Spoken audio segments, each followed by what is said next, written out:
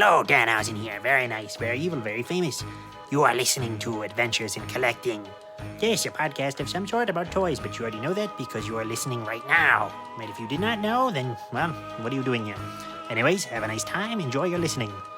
Love that, Danhausen. Are you ready, kids? Get your parents' permission, check your mailbox, and grab your shopping cart. It's time for the Adventures in Collecting podcast. I'm Eric. And I'm Dave. Welcome to Adventures in Collecting, where we talk toy news, culture, and hauls, along with our journeys as collectors. Hello, everyone, and welcome back to Adventures in Collecting. We're back. We are. Hi, everyone. And as usual, when we have a special guest on board, we are not going to bury the lead, Dave. No, we're not. I do need to issue one correction from last episode before we get into it with our special guest today. What was the correction? So we were talking last episode about the McFarlane Gold editions of for those Gold Label figures that are coming out, and we were talking about the Red Death one, the all gold Dark Knight's Metal Flash variant. Yeah. Turns out that is actually not a just repainted gold figure. That is actually canon. It is comic accurate. Oh, cool. And it was pointed out to me that he has turned exactly that color scheme by the Flash in the comics in order to make him a good guy and fight alongside the Flash and Batman. So that is not just a random gold repainted figure, and cool. And it is canonical. So yeah, so Nice. There's that little correction from last episode. But that being said. Joining us today on the pod, Dave, we have a very special guest, formerly the editor of Toy Fair magazine. Zach Oat has been overseeing the marketing for Diamond Select Toys for nearly a decade now, showcasing toys and collectibles from brands like Marvel, Star Wars, Avatar, Disney, John Wick, Lord of the Rings, and so many more. Welcome to Adventures in Collecting, Zach. Hey, thank you for having me. I'm excited. We are also excited to have you. Yes, very much so. So before we kind of jump into your history with toys and everything that's going on with Diamond Select, we'd like to ask all of our guests first, what are you currently collecting? On one level, I collect everything Diamond Select Toys puts out.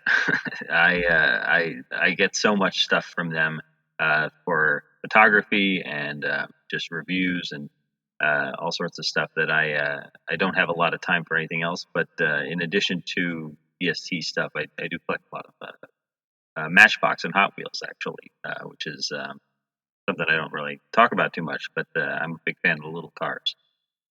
Oh, that's awesome. That's one of those things where, and I don't know, Dave, if your Target and Walmart experiences are like mine, but almost every time I'm there, there's somebody sifting through the pegs or like the giant bins of Matchbox and Hot Wheels cars. I've seen it a couple times. Yeah. The only small car that I've picked up recently was I think it's Johnny Lightning did Christine, like the movie car. Yes. Oh wow, that's cool. I haven't even seen that one. Yeah, I saw it once and I was like, all right, I passed on the Nightmare on Elm Street car, so I'm gonna get this one. Yeah, the other diecast, Jada does some interesting stuff with cars. I mean, they're a little bit bigger, but yeah, I think the Nightmare on Elm Street one was Jada. Yeah, they have like the Fast and the Furious, the taco truck for Deadpool. I think that's all them.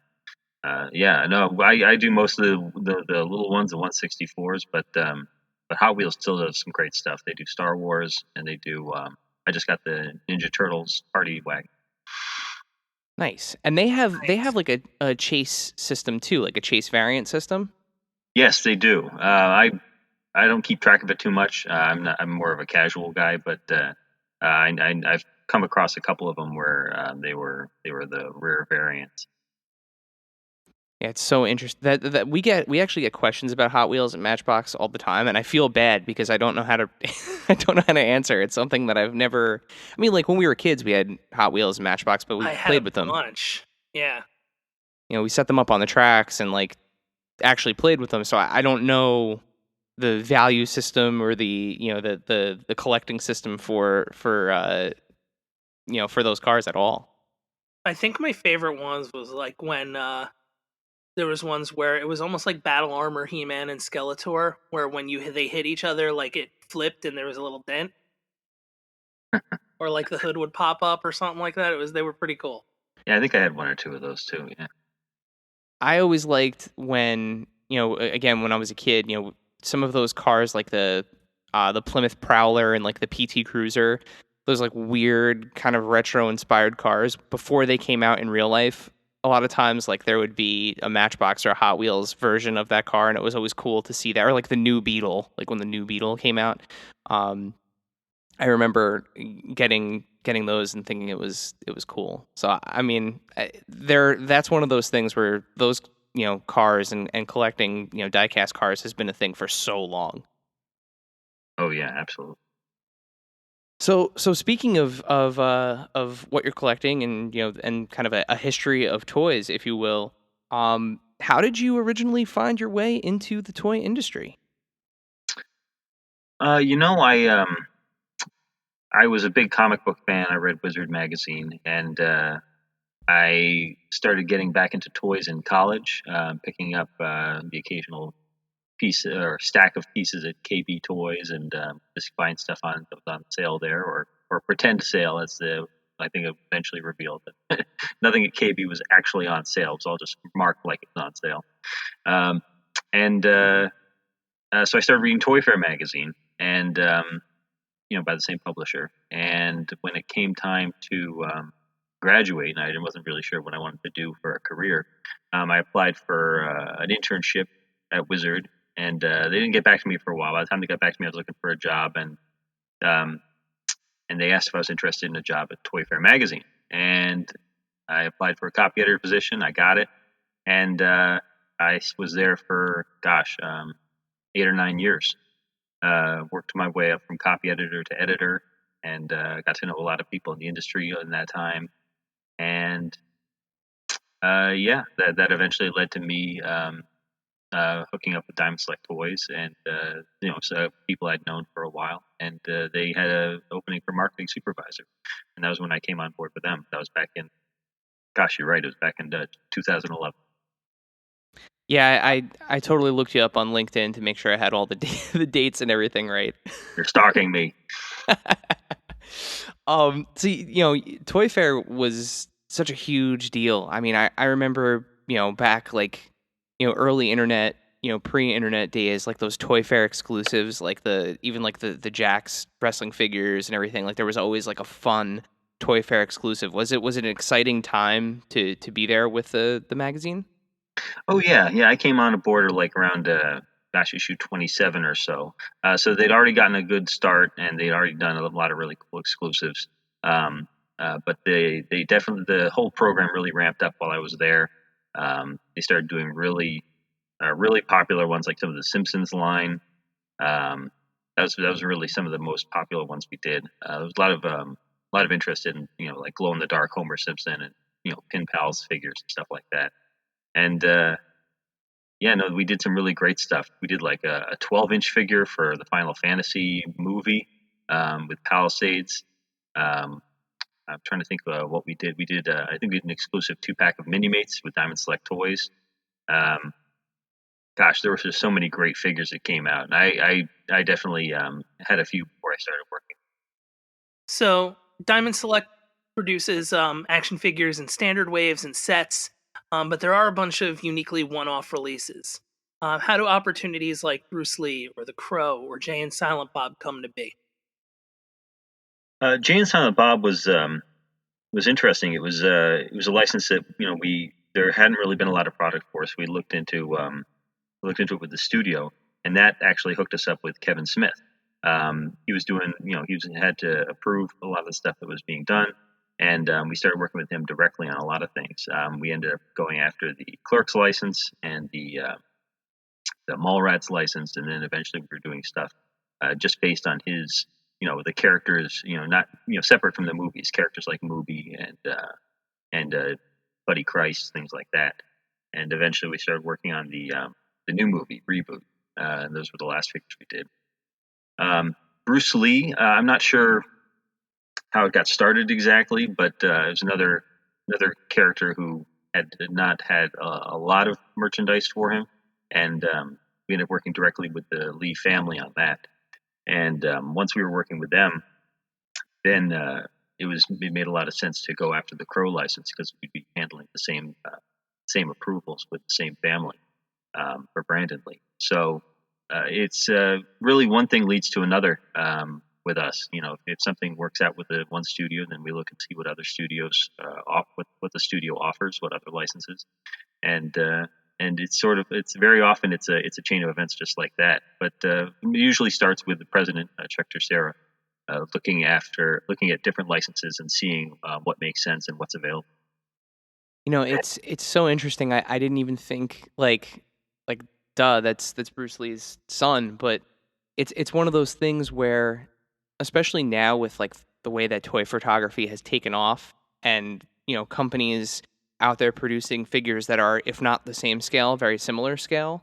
Like you can have these amazing, we talk about it all the time, but you can have these amazing mashups and this amazing kind of iconography mixing with each other, and that's one of the things that makes having a character like Bruce Lee or the Crow on your shelf, because first of all, the quality of what you're putting out at Diamond Select is incredible. I mean, the figures look amazing. You're nailing the likenesses. Thank you. The ability to pose, the amount of accessories they come with, like it's the full package. And we'll get into some fun packages a little later on, but I think those one-off releases, it makes it almost easier to collect, right? Because you don't have to make a commitment to a wave. Like, if I get Marty McFly, I need Biff and I need Doc and I need whatever else ends up coming out, because I can't just have Marty.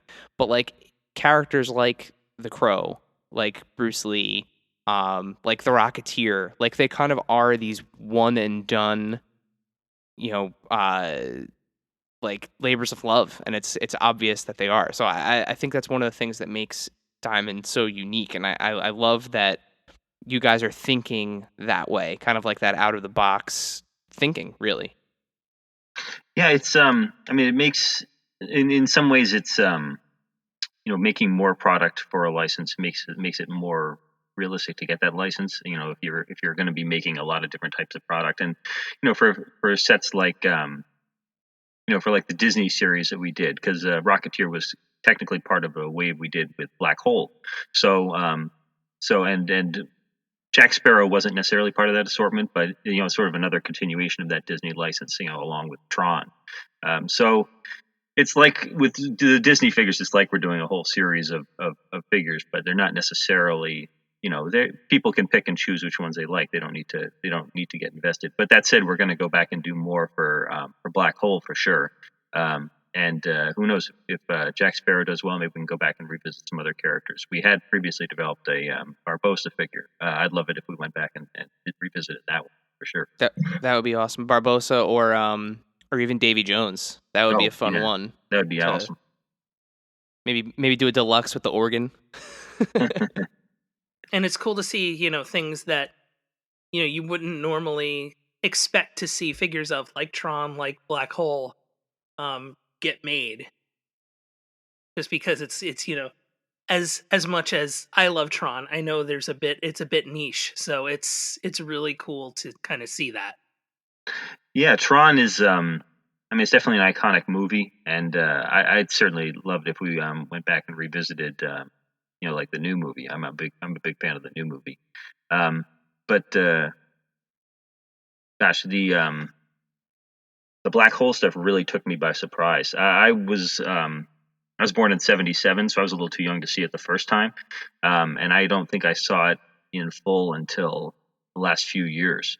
I think basically when I found out we were getting the license, and I saw what people really liked about it. There's a lot of great designs, and it's a really interesting movie, and nobody's made any product for that since the original movie came out with, I guess it was, I think Amigo back in the day. So the fact that there had been this pent up demand for product over the course of, gosh, what are we talking about? We're talking about 40 years almost. That really has led to a major interest in product, and we've actually gone back and done a couple different runs of those figures. Yeah, and it's just, a movie that I feel like over time I've learned to appreciate more, or I've come to appreciate more. And it's toyetic. Yeah, I very mean, much so. there's a lot of design in it that's toyetic, which easily lends itself. Yeah, the human characters are a little bit more. They're not as elaborate and interesting. The uniforms are a little flat, but the robots for sure are. There's a lot of really great designs there. Yeah, absolutely. So, speaking of buzz, there is a lot of buzz about the recent Invader Zim and then the Invincible figures. Can you tell us more about what we can expect from those IPs this year? Invincible, we're going to start off with the two figures. We'll see how those do and move on from there. We're going to be offering more bare bones versions at Walgreens. It's just going to be a straight up figure with, I think, a couple alternate hands, but there will be some the deluxe version. The specialty stores will come with additional pieces, alternate heads, some accessories, and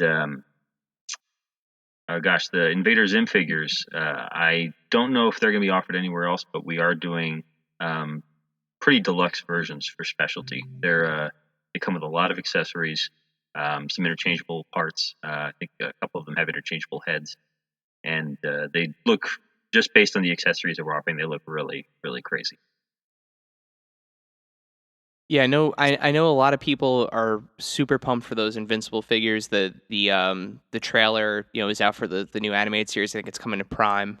And they look spot on to the animated likenesses. So I'm excited to see the show, and I love that there are more superhero action figures. But I know, Dave, you're very excited for those Invader Zim figures. Yeah, it's a series that I've loved for a long time. And then kind of reloved once that the new movie had come out.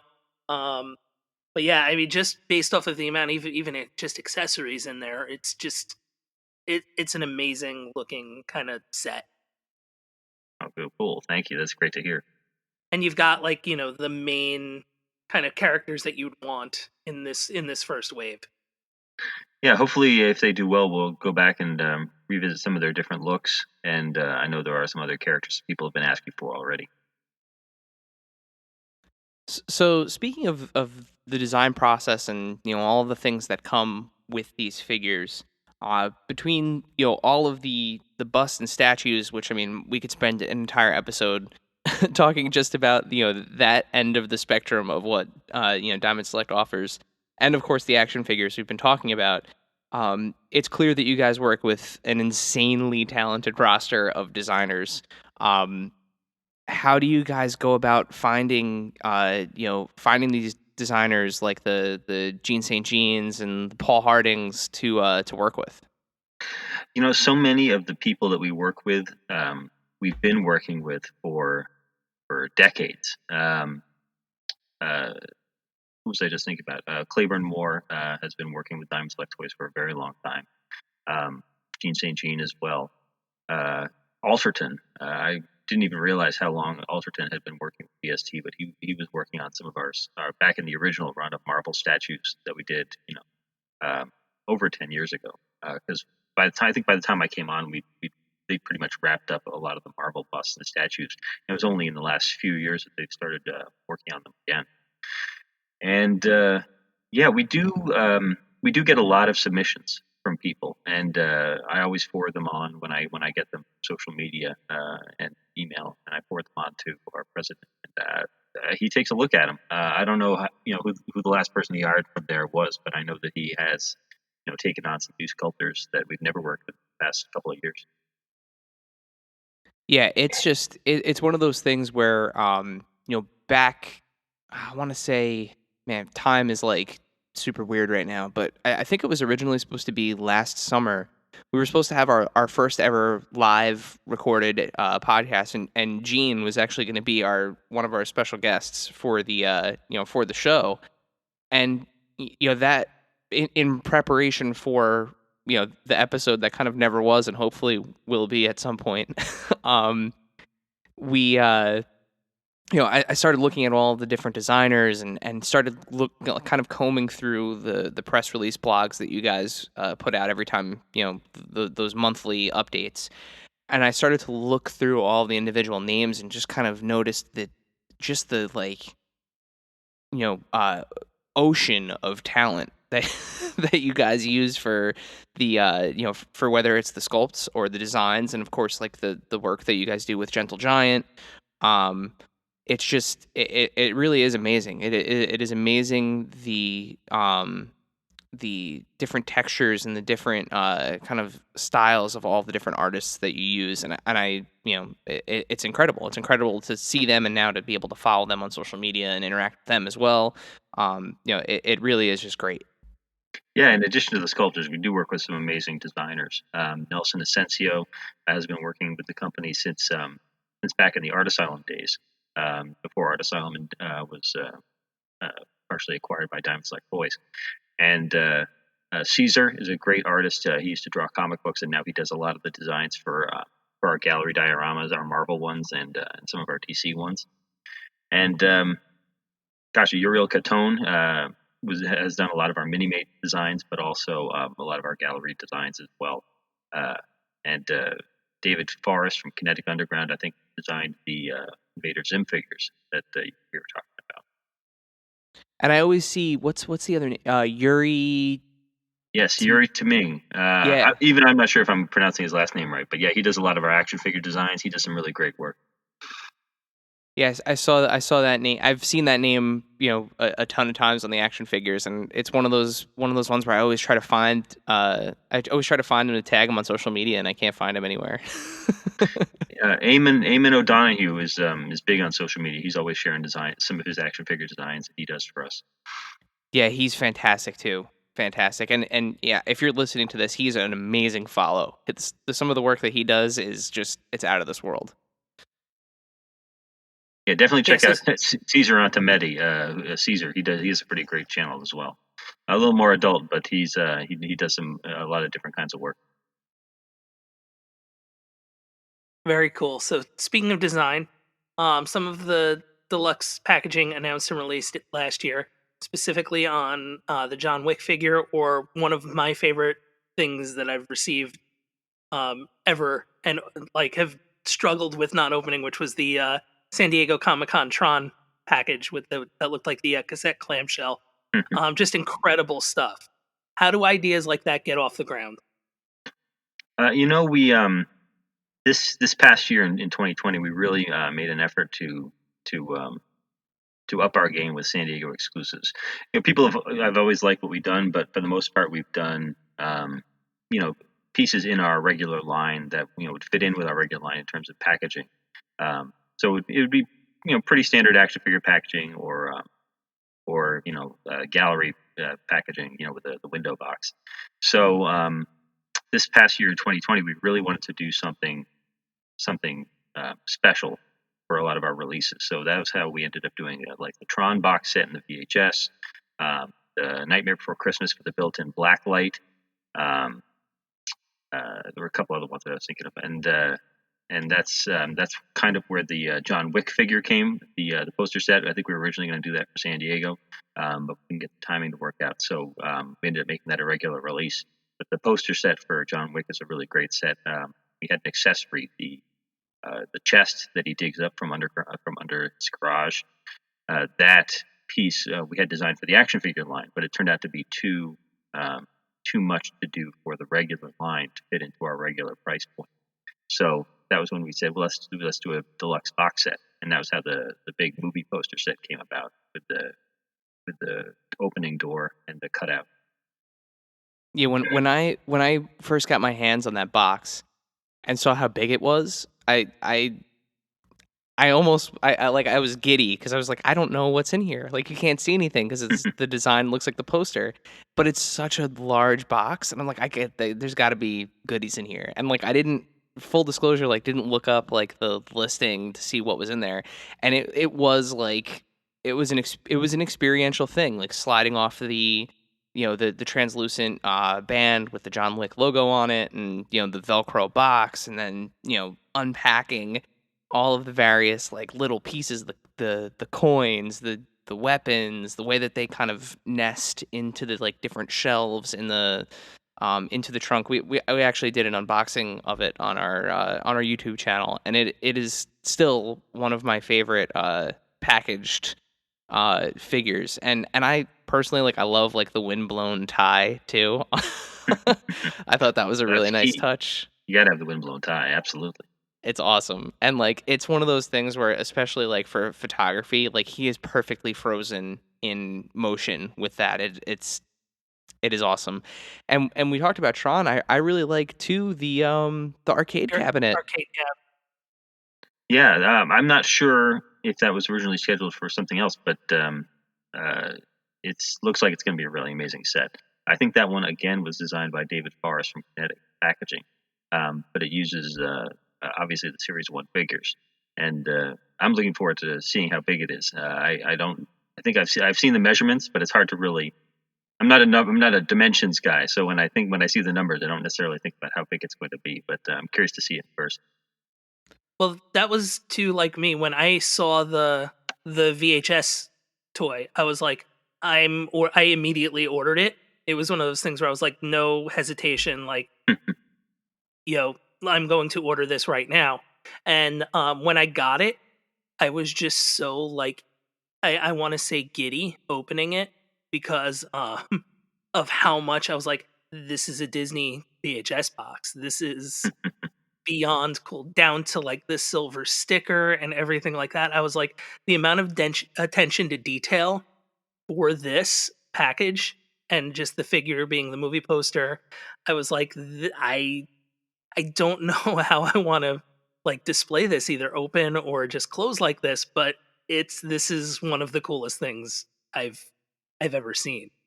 That's great to hear, and I will say this: it was very well received. So do not be surprised if you see more VHS tape packaging in the future. Hey, you have that amazing, amazing, amazing Hercules figure that you guys put out with the for that Kingdom Hearts set. That is a great Hercules. Throw that Hercules figure right in one of those VHS packages, man. That would be pretty awesome. That would definitely be awesome. Yeah, and you already have the figure. That is a perfect repurposing of a figure because, yeah, that would be awesome. And I have to say, like, obviously we host co-host a podcast about toys, so we're passionate about it. But COVID has kept us apart, so like we've been just kind of sharing things remotely.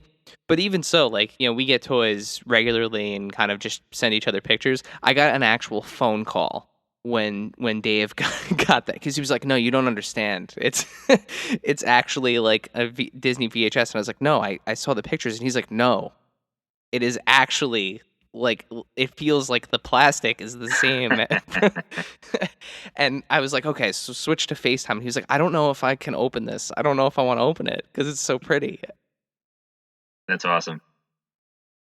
Yeah, and that kind of stuff, like, I mean, that's the thing, right? Like, so it's that harnessing that kind of emotional connection to the thing that these toys are based on. And clearly, like, you guys hit the nail on the head on that one. I mean, that's you buried it. Oh yeah, absolute home run. That's good to hear. Thank you so much, you guys. No, I'm happy to share that feedback. I mean, we're big fans of what you guys do, and it's like I said, it's great to finally have you on after having our hands on so many of the products and kind of going through them. So what I wanted to do was I actually want to take a moment and turn the interview over to our audience. So anytime we have a guest on, we post an Instagram story. Which, by the way, if you are listening to this and you are not following us on Instagram, it is at AIC_podcast. We're on Instagram and Twitter. follow us, because when we have guests on, we put up opportunities to ask them questions. So we have a couple of questions from our audience, and if you're game, we'll throw them your way. Yeah, sure, absolutely. Bring them on. All right. So first up, so late 2020 saw the introduction of Star Wars action figures to Diamond Select, with Boba Fett and Darth Maul as Disney Store exclusives. So can we expect more characters in that line? Absolutely, absolutely. We're definitely going to be doing more for the Disney Store. But I can't talk about who they're going to be. But hopefully, we're going to be revealing those in the next few months. I'm not sure exactly what the release schedule is for that. But I know we've been working on the packaging, and if we're working on the packaging, that's usually a few months out. So yeah, they have their own schedule. So but we'll announce that as soon as they're ready to start offering them. Awesome, and they're going to stay at so far as Disney Store exclusives, like the first two. Yes, they will be Disney Store exclusives. We may change up the packaging a little bit, just because we love the Select packaging. We've been using it for decades, and for the larger figures, it makes a lot of sense, and for the figures with dioramas, it makes a lot of sense. But for figures that don't necessarily have those big pieces, we started doing more of a deluxe packaging. So you may see the packaging change, but still great quality, and they'll be 7-inch scale first one. So you think is it going to be more in line to like the Walgreens version of the packaging for some of the figures, or Similar? Yes, similar window box, absolutely. okay, cool. Dave, you want to do the next one? Yeah. So we have lots of questions and requests for the Avatar line. Are there any plans at the moment to grow that offering? Yes. We solicited series 3 and 4. Not sure when series 3 will be hitting exactly, but as far as I know, series 5 and 6 are in development. So we'll see what character. There's a lot of characters people want to see. Everybody wants to see Uncle Eero, but we'll have to see if we get to him. But a lot of great characters to do, for sure. That one came up several times. Everybody loves him. That and so I'm gonna get flayed by our listeners. I actually have never seen Avatar, the show. I've honestly been waiting for my daughter to be at the right age, which apparently 5, 6 is a good time to dig in. I want to experience it with her. So we're gonna start watching it, but people also want. There's a lot of requests for the. I can't remember its name. I should have written it down, but Aang's animal friend. Oh, Appa, yeah. Yeah, Appa. Yeah, he's really big. But who knows? The line's doing really well, so never say never is what Chuck always said. Cool. People are going to be excited to hear that answer, because there is, out of when I put that question up, the first 3 that I got were Avatar based, with requests for characters and for just like, we need more, which I guess is a good thing, because you guys, they're great looking figures, and I can't wait to watch the show. So yeah, it's another line where they didn't do a lot of product back when the show was on the air. I think they only did like a few figures, maybe more than a series, but I'm not sure. And just there's a lot of built up demand for it, and also with it airing on Netflix, that just intensified that demand. So yep, and it's reintroducing it to a whole new generation of viewers. So yes. All right, so Legends in 3D. People are looking for more Batman the Animated Series busts. Are there more in the works? We have Harley Quinn coming out real soon, and then Wonder Woman is going to come out after that.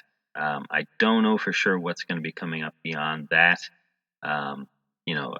We may come back to it in the future, but I think that those might be what we're doing for the time being.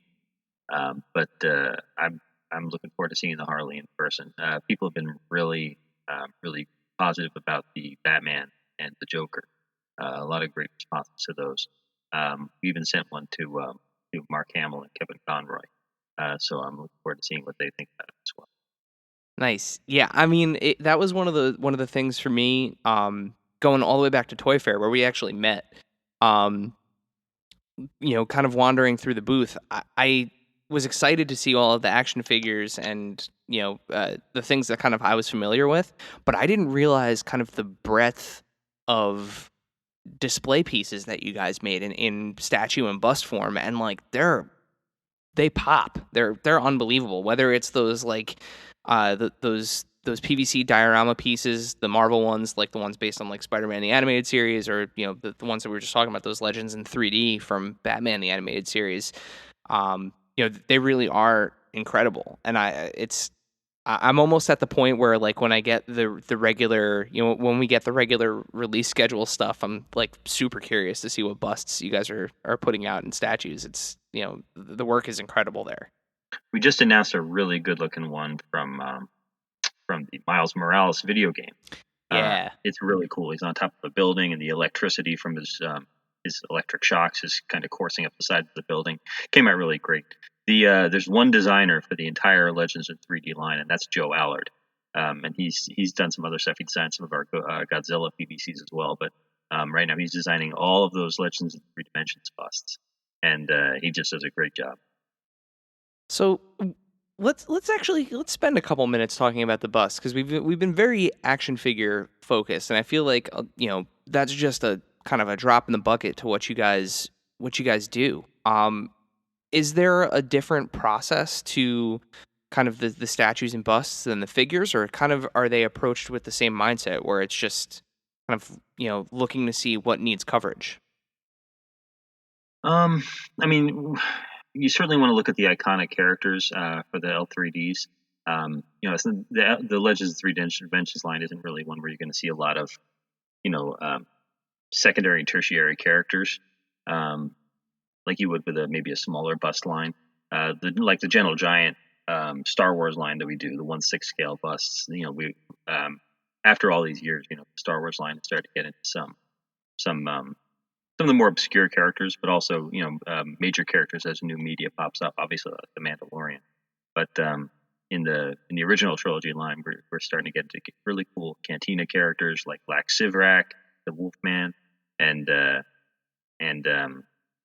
Tessic from the court of Jabba the Hutt, the squid-headed guy. Yep. And so, I mean, that's a line where where you're going to get into some more obscure characters. We just recently relaunched standard size Marvel busts, like 1/7 scale, and we started off with Doctor Doom, and we did Iron Man, and now we've offered Deadpool. So we're sticking with the A list there, but I think hopefully eventually we'll get into some more secondary characters. Because they're really great looking pieces, designed by Nelson and sculpted by a relatively new sculptor for us, Juan Pitluck. Again, I'm not sure if I'm pronouncing his last name. I only see it in writing. I really like too the busts, like the one you did recently of I want to say it was Rex, with like the swappable pieces to them too. Yes, for the Star Wars, we've started doing a lot of swappable pieces. I'm sure that before we acquired Gentle Giant, they were doing it as well. But lately, we've offered like interchangeable heads for Rex, the Commander Rex. We did removable arms for Ponda Baba.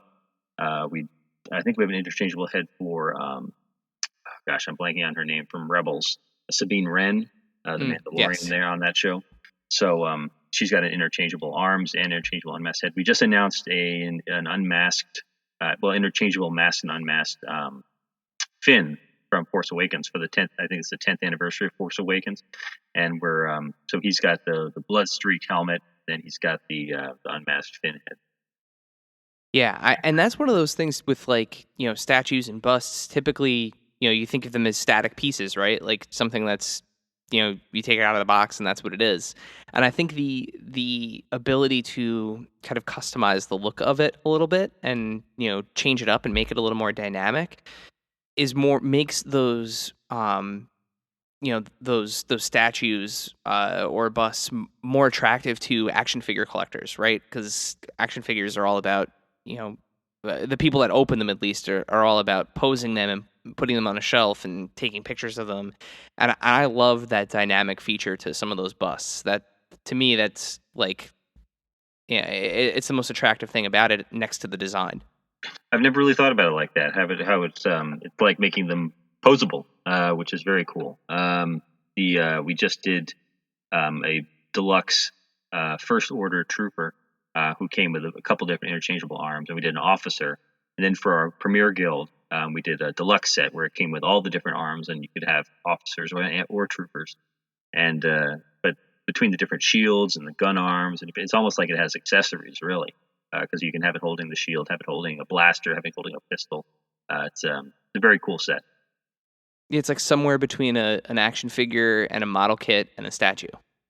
Yeah, absolutely.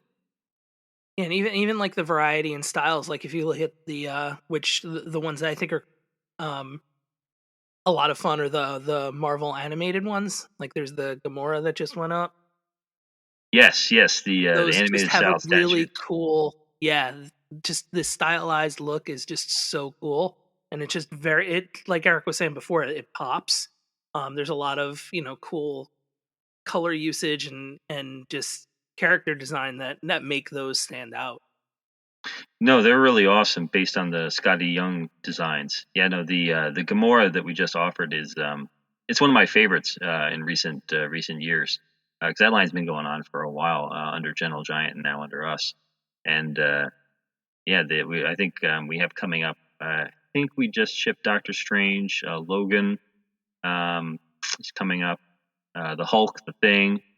There's a lot of different characters coming up, but the Gamora really, she pops and she's got a great facial expression, and it's just a great pose. And there was the Scotty Young Deadpool like Peanuts mashup too, right? Where he was in the Merc for Hire booth. Yes, Merc for Hire. Yeah, what was it? 1 million Merc, and it was Yeah. just the weapons display on that piece is amazing. Yeah, I think you guys had that one out at Toy Fair, and I got a good laugh. That was, yeah, I'm laughing just thinking about it actually.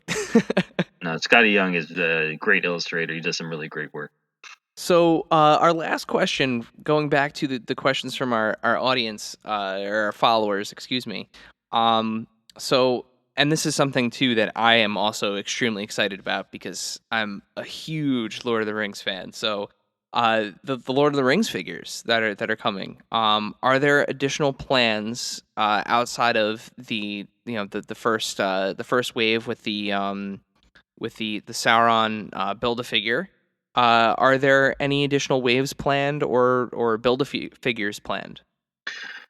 I'm not sure about our next Build-A-Figure. We definitely have at least 4 waves planned. Each wave has 2 figures. So the first 3 waves, first is Legolas, Gimli. Second one is Frodo and the Ringwraith. And then the third one is, I believe, at this point, Aragorn and an Orc. So those 3 waves will have the buildable Sauron. And then we do have a 4th wave plan. And we've also got an in-scale gallery diorama that we're working on, which hopefully we're going to be revealing in February, I'm pretty sure. So I'm very excited I haven't even seen a picture of that one. I'm very excited to see it, and hopefully people will go nuts for it. So a diorama that is in scale with the fig. I'm literally like I'm making fists right now. So a diorama that's going to be in scale with the figures. Well, a gallery diorama, which is what we Yeah. call the PVC line. So it's not necessarily an environment, but a larger character. Gotcha. Oh, that's so cool. I'm so excited. Yeah, again, that's another one where when I walked into the booth at Toy Fair and saw those back, God, I can't believe that was last February already. Jeez. And saw those, I was blown away by how they looked. Standing there next to the John Wick figures. Yeah, I'm super excited to get my hands on those. I that is one, especially with all of kind of the new buzz around Lord of the Rings. Obviously, like it has a very big built-in fan base, but with the show eventually coming out on Amazon Prime, and it's yeah. The new show has been so mysterious. It's got such a big cast they've announced, and the description is very it tells you what's going on, but it's not necessarily real specific. So I'm very much looking forward to seeing footage from that. And obviously that was part of the big reason for us going after the license, because we knew there was going to be more content coming to get people really reinvested in that world. And I think that's one of the big pieces of, I don't want to say necessarily criticism or feedback, but I think every time a company has attempted to make Lord of the Rings figures, it hasn't lasted long enough to satiate people, right? So like it hasn't lasted long enough to give them the characters that they wanted or the quality of the characters that they wanted. So I think the big question surrounding the Lord of the Rings figures is like, are we going to get this bountiful array of figures that kind of represent the material? And I mean, I know that's a tough that's a tough ask, but like especially considering the the ocean of characters that there are in in all of Tolkien's work. But I know people are really excited to see what you guys have in store, for Lord of the Rings. So hearing that there's, you guys already have kind of a future plan is exciting. Yeah, I can't promise that we're going to go as deep as Toy Biz did with their line. Obviously, they made a lot of characters, including some very very minor characters and characters that didn't have a lot of screen time. But hopefully the line will go for a while. They're definitely a deluxe release. I think if we can do the whole Fellowship, I think that's the start of it, and then there's just so many other great characters. So we'll have to see. So everyone has a wish list.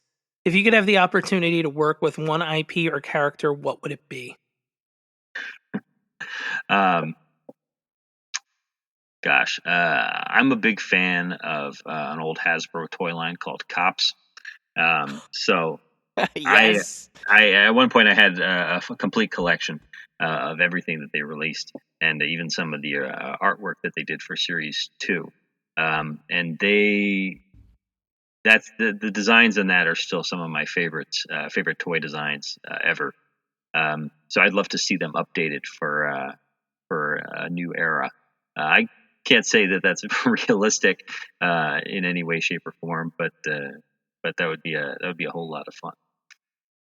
In fact, when I was even thinking that I might like to get into the design side of toys, I actually applied to Hasbro and had worked up my own. This is when I was much younger. I had worked up some of my own designs for Cops. So like I was redesigning some of the original characters and drawing them. I was an art major, but I'm still not a fine artist by any stretch of the imagination. So I was thinking that maybe that was something that I might like to do, but I think I ended up landing where I wanted to, which is writing about toys, which is something I've been doing for a long time. Yeah, we've actually talked about that line several times recently, off air. The designs were just they were killer. They were really good design toys, and I mean, unfortunately, right now is not the best time to launch a toy brand, or a toy theme based around law enforcement. But going back in time and looking at toys from just an aesthetic point of view and design, I mean, those were some fun toys. Yeah, absolutely. The it's I hadn't actually thought about the whole law enforcement thing, considering that one of them's a ninja and one of them's a cowboy, and Exactly. yeah, it's definitely a not your traditional law enforcement agency, but it's some great designs, and the vehicle designs were incredible. Even just like a futuristic, what would a futuristic riot officer look like? It was just some really really cool stuff. And it for me, like we mentioned it, we mentioned it a little bit earlier, but kind of like one of the unique aspects to Diamond Select's offering is kind of those one-off experiences, and like my mind just starts going to like all of these kind of like iconic characters that would be fun, like one-off figures, like your RoboCops and even like some more kind of like cinematic classic figures like that go kind of with the realm of like Bruce Lee, right? What about like an Elvis series? Like Elvis Presley has had so many different fun um you know not only cinematic roles but just kind of like his outfits over the years, his stage personas, like whether it's like the you know the Hawaiian kind of vibe, or even like just kind of like the Vegas vibe. Like I can imagine those as being fun figures with accessories and stuff like that. And it really makes me wonder, especially now having actually spoken to you about this and the way that that you guys kind of approach licenses. It just really makes me excited to see what else Diamond has in store for us, going forward. Yeah, we've got some really interesting licenses coming up. We're going to be announcing at least one of them in the next month or so. But no, there's a lot of great stuff that we're going to be doing with different movies, both classic movies and modern movies and TV shows. There's definitely a lot of really great stuff in the pipeline. But Elvis would be very cool. There have been some cool Elvis collectibles over the years. But no, he'd be a great character to tackle. I think of things like the Crypt Keeper, or like Furiosa from Mad Max Fury Road, something like along those lines. Mad Max figures, yes. No, Mad Max. I think Mad Max is something we've actually looked into a while ago. I don't think we could make it work for different reasons, but no, Furiosa would be awesome.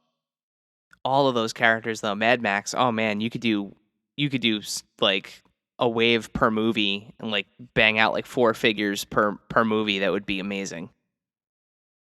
Yeah, I think I had a lot of that line when they I think was it N2 toys? I can't remember.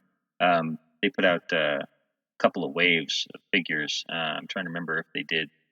They did a lot of characters, but I definitely had Humongous, and I think I had the Feral Boy. I'm not sure. Just walk away. Walk away from the gasoline.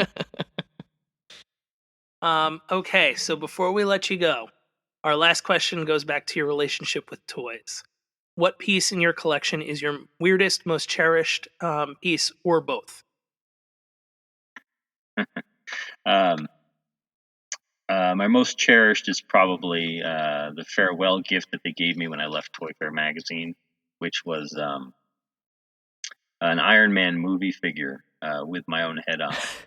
I think I'm trying to remember who they got to do it. I want to say it was Iron Cow. I want to say it was Matt Pauley, but I could be wrong about that. But it's got my own head sculpt, and it's kind of battle weathered. It's a very very it always I have it right in front of me whenever I do work. But also I have a a couple different mini made versions of myself. One of them was done when I was at Toy Fair. Me and my coworker Justin Acklin each got one from Iron Cow, and I have a little one that a friend of mine who's on the Mini Made Multiverse message boards made for me. And so my favorite toys are the ones of me. I don't know what that says about me. In other words, I'm an egotist, but they have a very special place in my heart, all of them, just because they were made for me for different reasons. But I definitely have some weird pieces in my collection. One of my most prized weird pieces in my collection is not an action figure, but it's a not a wind up police car, but again, getting back to law enforcement, it's one of those I don't want to say dollar store, but one of those imports that you turn on a switch and it's just a police car that drives around in circles and makes siren noises, but it's driven by ninjas, and the box says Ninja Patrol. So they're ninja police officers, and they just drive around with their hanging out the windows with waving nunchucks and swords, and it always makes me laugh whenever I see it. Amazing. You got to share it. You got to send us pictures of those the toys of yourself, so that way we could share them. Oh, absolutely. I'll take some pictures. So Zach, thank you so much for taking the time to be with us tonight and be on Adventures in Collecting. Before we let you go, Where can we find you on social media? Is there anything from Diamond Select or, personally that you'd like to plug? Definitely check out the new Diamond Select Toys website. We've just recently overhauled it. We ship internationally now, but other than that, it's just a really great new design. The old site definitely needed an update, and they did a great job with it. So definitely check out DiamondSelectToys.com, GentleGiantLimited.com also for all our Star Wars stuff and some of our Marvel stuff, including those Scotty Young pieces. We're Collect DST on Instagram and Twitter, and Gentle Giant Limited on Instagram and Twitter. We have Facebook pages. I'm on Instagram and Twitter under Zach Oat, ZACHOAT. And there's definitely plenty of places to find us online. Yeah, that new website. Big props. You guys definitely needed a refresh, and that new website is awesome. That's great. That's good to hear. It's very, very cool looking. The search function on it, especially, awesome. Very well done. Very, very well done. Thank you. So Zach, thank you again so much for joining us on Adventures Collecting. It has been amazing talking to you, and we cannot wait to see what Diamond Select Toys has in store for us in 2021 and onward. Yeah, very much so. Hey, thank you for having me. Thank you, Zach. Thank you, dear listener, for hanging out with us today. Subscribe, rate, and review us wherever you listen, and then tell your friends to do it. Thanks also to Joe Azari, the golden voice behind our intro. Our music is Game Boy Horror by the Zombie Dandies. Find more about them both in our show notes. Follow us on social media at AIC_podcast on Instagram and Twitter. Stop by and say hi, show us your toy hauls, and share your toy stories. Maybe we'll talk about it in a future episode. Don't try this at home. Void where prohibited and some assembly required. Each sold separately, not a flying toy. Consult a physician if your toy run exceeds more than 4 hours. This has been a non-productive media presentation. Executive producer, Frank Hablawi. This program and many others like it on the Non-Productive Network is distributed under a Creative Commons Attribution Non-Commercial No Derivatives license. Please share it, but ask before trying to change it or sell it. For more information, visit non-productive.com.